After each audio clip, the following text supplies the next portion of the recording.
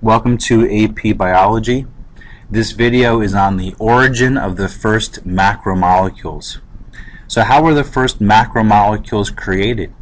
We know that macromolecules are the building blocks that needed to be put together in order for living organisms to evolve. So how were these first macromolecules created? If we look at Earth 4.6 billion years ago, the surface of the Earth would have looked much different than it does today. The volcanoes on Earth's surface would have been constantly erupting, and when they erupted, they were releasing gases into the atmosphere. Gases like carbon dioxide, gases like methane, gases like ammonia, gases like carbon monoxide. These volcanoes would also be releasing water vapor into the atmosphere. If you looked at the Earth's atmosphere, it was very volatile. There were constant electrical storms taking place. The Earth's atmosphere would have been very electrified. That water would eventually condense. It condensed to form clouds. The clouds would condense and it would rain. That water would fall back down to the Earth and form the primordial seas. Scientists believe that these primordial seas would be where the first macromolecules would be found. These primordial seas would eventually be the location of where the first living organisms would evolve.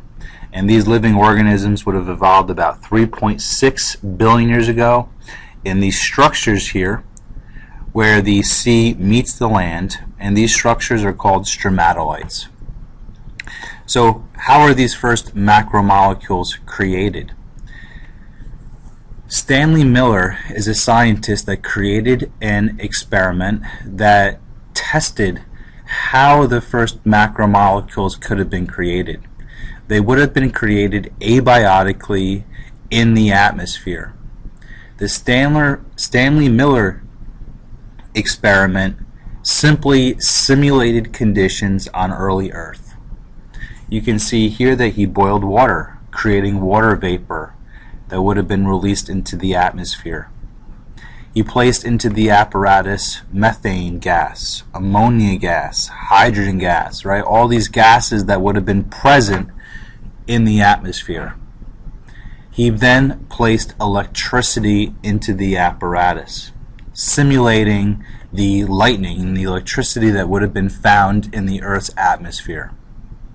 What took place is that this electricity caused all of these gases to react with one another. That water vapor would then condense to form the clouds would condense, and water would fall back down to the Earth and form the primordial seas.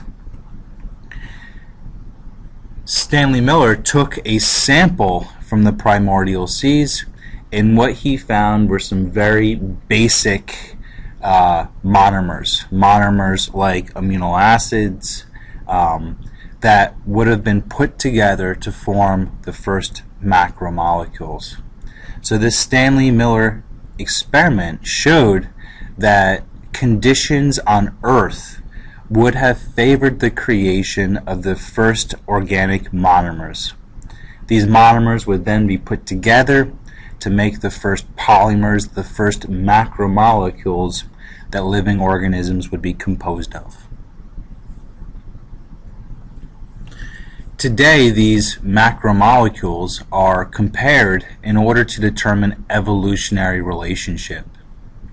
Two macromolecules in particular are compared, one being DNA, a nucleic acid, and two being the proteins.